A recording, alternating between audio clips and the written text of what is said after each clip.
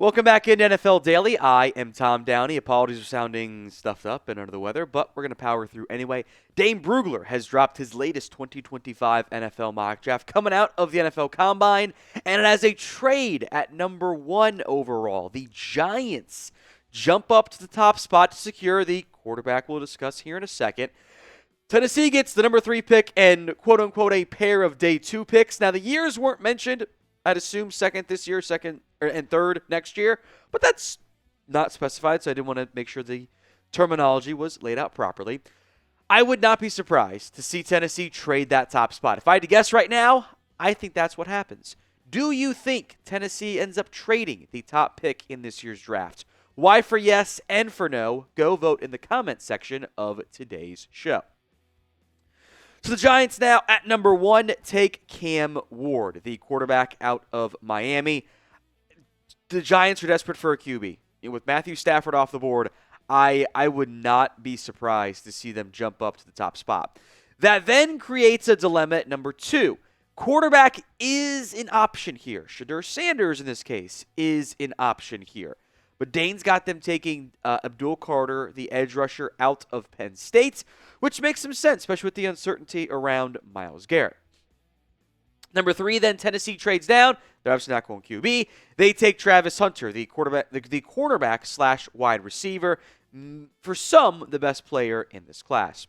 A bit of a surprise here, Armand Membou, the offensive tackle out of Missouri. Now, we've discussed this. I am a big fan of his game. He's short. He's just a shade over 6'4", but he has far better arm length and significantly larger wingspan, nearly 5 inches, over Will Campbell. I am a big fan of Membou's game. He is a plug-and-play right tackle. And then Will Campbell does still go 5. I kind of think he is a guard, and Jacksonville could plug him in to replace Brandon Scherf and feel pretty good about that one. He is a great athlete, though. He's the best offensive lineman in this class. You just don't know where he's going to go. Number 6 is Ashton Jeanty, the running back out of Boise State. Raiders do not go quarterback here. As we'll get into, there is a Shedeur Sanders slide, which has kind of picked up steam over the past week or so of maybe he's not going to go super, super early in this year's NFL draft, which we'll get to what Dane said in a little bit here. But I think you can make arguments for Jeanty, maybe one of the quarterbacks, Hunter, Abdul. Who is your number 1 player in the 2025 NFL Draft? Let me know in the comment section of today's show. At the pinned comment.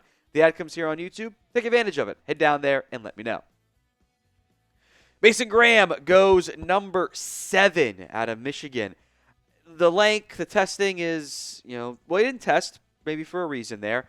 I think he's got great film. I think he'd be a great fit alongside Quinn Williams with the Jets. Panthers then take the guy that did test and put on a show, Shedeur Stewart out of Texas A&M. I get Jadeveon Clowney vibes out of Stewart, and the testing and the size and all that kind of confirm, plus some of the negatives of not being a great finisher. But Carolina desperately needs pass rush help. The Saints go maybe best player on the board, Tyler Warren. This is a playmaker who offers a lot of big-time ability. Tight ends are a bit dicey at times. Saints maybe are better off just taking the best player on the board. Now, Chicago takes Tyler Booker at number 10, even with the not great athletic testing results. This is a power player who I think has Pro Bowl ability. I think floors and safe picks, quote-unquote, scare me because I was burned by Aaron Curry all this ago. The safest player ever, and he was not very good. But I think Booker does offer a good floor and instant impact starter along the offensive line. Mykel Williams, the edge out of Georgia, the ankle injury limiting him this season. He will go probably in the top 15 range, though. You're hoping he's got a high floor as a run defender, and you're hoping the pass rush comes along. First receiver off the board, Teteroa McMillan out of Arizona. Didn't test because he's probably going to run in the mid-4.5s. That's fine for what he is. A big body on the outside the Cowboys really don't have. I know a lot of Cowboys fans would like that pick. One of the biggest Combine winners, Nick Eamon-Warry, who is a very unbelievably gifted freakazoid athlete. There's a 10-inch difference in the vertical jump between Eamon-Warry and Malachi Stark. So that's just testing. The production was also pretty good this past season. Indy at 14 takes Colston Loveland. I feel like most mock drafts have safety or tight end going to Indianapolis there, and that's the case here with Loveland at 14. Unable to test because of his shoulder injury, was still in a sling at the combine, but as a pass-catching athlete, seam stretcher, can do some underneath stuff too, he'll help out an NFL offense. Dane had Jalen Walker, number 3 on his big board, but 15 off the board here to the edge/linebacker out of Georgia. Gets to stick around for once. Falcons finally take a Georgia player at 15. Maybe a surprise for some. Donovan Ezeraku, the edge rusher out of Boston College. Not a lot of edges did the 3-cone, but Ezeraku did that. He's short, but he has great length and really great athletic gifts. I don't know if he actually goes top 20, but there's, I think, a good chance he goes in round 1. Today's show is made possible by PrizePicks. It is the best place to get real money sports action. With over 10 million members and billions of dollars in awarded winnings, PrizePicks has made daily fantasy sports accessible to all. You pick more or less on at least 2 players for a shot to win up to 1,000 times your cash. Run your game all season long on PrizePicks. It's available in more than 30 states, including California, Georgia, Texas, and Florida. I always advise the flex play when I'm doing at least 3 options. Here's a nice football season-long prize pick cooked up by one of the guys here at Chat Sports. Lamar Jackson, more than passing yards. Bryce Young, less than passing yards. Now, this is not a flex play option. You just got to pick the 2 because you can't do flex play on only two selections there. But there's a wide variety of football season-long ones you can get in on the action with at PrizePicks as well. Go download the PrizePicks app today and use code CLNS to get $50 instantly after you play your first $5 lineup. Link will be in the comments section and the description of today's show. That's prizepicks.com/CLNS and use code CLNS. Will Johnson, the cornerback out of Michigan, I'm a big fan of his game. If he slides to 17, with uncertainty around the Bengals cornerback room, I think Johnson makes a ton of sense. Jihad Campbell is exactly what Mike McDonald, I think, is looking for at linebacker. I think he needs a player of that caliber. He's got some edge rushing ability, but I think linebacker, off-ball linebacker, is his true NFL home. Mike Green, who does have the off-the-field concerns that we've discussed in the past, that at least on Chat Sports in general, thought handled it relatively well in terms of his media interviews there. But teams will have to vet him. That makes him a bit of a wild card with where he actually ends up going. As a pass rusher, though, he should go in round 1. But the off-field stuff's a red flag. Apologies. Marion Hampton, the running back out of North Carolina here. Maybe some Javonte Williams trauma for some Broncos fans, but as I think the second best back in the class, I think he does go in round 1. I think Denver wants a playmaker on offense, ideally the Joker, but they don't have a great fit for that. They could take running back here and go get like a Harold Fannin later on. This is where Shedeur Sanders finally gets drafted here. This is the Steelers at pick 21, taking the second and only other quarterback in round 1. This is what Dane Brugler wrote on Shedeur. Sanders is going to be a wild card in this draft. He could go in the top 6 or fall out of the first round entirely, and neither outcome would be a shock. He is not a first-round quarterback for a lot of NFL teams, isn't a major surprise, and matches my eval.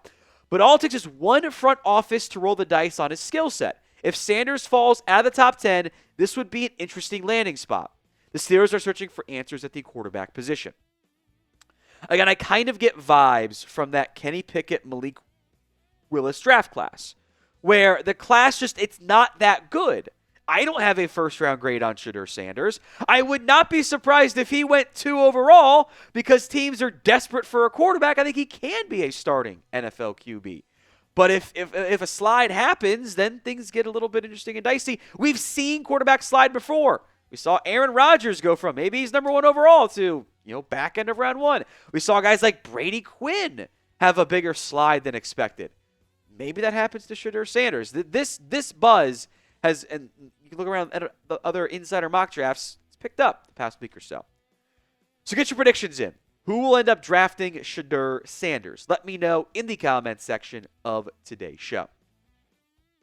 Chargers get a very impressive speedy receiver, Matthew Golden, who I thought was very fluid and smooth. Turns out he's fluid fast and smooth as well. Gives them a nice outside option to pair with Ladd McConkey, who can do some inside-outside stuff. Derek Harmon goes to the Green Bay Packers here.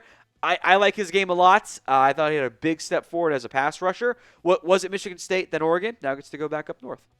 Kelvin Banks, who I guess is going to move to guard. I actually have more concerns about him at guard than I do at tackle, but in this scenario, it's likely a guard pick for the Minnesota Vikings.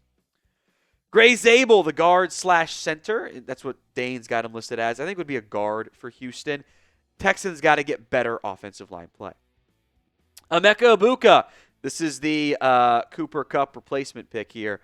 Receiver is a bit of a question mark, especially beyond or is the Cooper Kupp replacement, especially beyond Puka Nacua. So Emeka Egbuka comes in here at 26 as the fun name trend continues at wide receiver for LA. The Ravens at 27 take Jahdae Barron, one of my guys. I am a huge fan of his game. The sub 4.4 40-yard dash just makes me feel even better about it. I don't think I've got a top 10 on my board. Like that's how high I think of Barron right now. Now, if you want even more NFL Draft YouTube videos, hit that sub button right now. YouTube.com/chatsportstv or YouTube.com/chatNFL if you're watching on our NFL Draft channel. Michigan's Kenneth Grant goes 28 to the Detroit Lions. I actually love the idea of plugging him in and giving him some time to kind of learn for a year behind DJ Reader and really adding some impact size on the interior of the defensive line. A Grant-Ali McNeil combo long-term could be electric. Number 29, Josh Simmons. The torn patella tendon is a real red flag for Simmons. Otherwise, he would be in conversation for the number one offensive tackle taken. But give him time, be patient. There could be your franchise protector for your franchise QB in Washington. Maxwell Harrison, the Kentucky corner, sneaks into the back end of round one. I actually like Dane comping him to Nate Wiggins. Skinny, but really great speed. And he was far better in 2023 than he was in 2024. Josh Connerly, the offensive tackle out of Oregon. Look, the Kingsley Suamataia pick didn't work out in year one. The Chiefs, in this scenario, get aggressive to find a first-round option at that spot. Number 32, Walter Nolan out of Ole Miss. This would be your Milton Williams replacement. You ask the Ole Miss staff, I think they'll give great reviews on Walter Nolan. You ask the A&M staff, you might not get as good of reviews. Now, I want you guys to grade Dane Brugler's NFL mock draft. A, B, C, D, or F. Go vote. Then we'll discuss some notable players not in round one. Look, there are three names that really stand out to me. Siobhan Ravel's got injury stuff. Tyke Williams is a good player, but not around one guy. Malachi Starks didn't have the greatest testing, was a bit disappointing there, but he's got great instincts. I think he should go in round one, but NFL teams don't value safeties that highly, so it wouldn't be overly shocking. James Pierce, very talented player, great pass rusher, has character question marks. The main buzz coming out of the combine was teams question, what makes him tick, what motivates him. Is he truly committed to doing everything possible to be a great player? There's questions there, fair or not. And then there's Luther Burden. And frankly, I don't get why he fell out of round one. I am a huge fan of his game. I think he should be a top 15 player, top 15 pick. Maybe slides down with teams not being as receiver needy. I've seen this in a couple mock drafts, and maybe I'm just higher on the player, but I don't really get it, to be quite honest.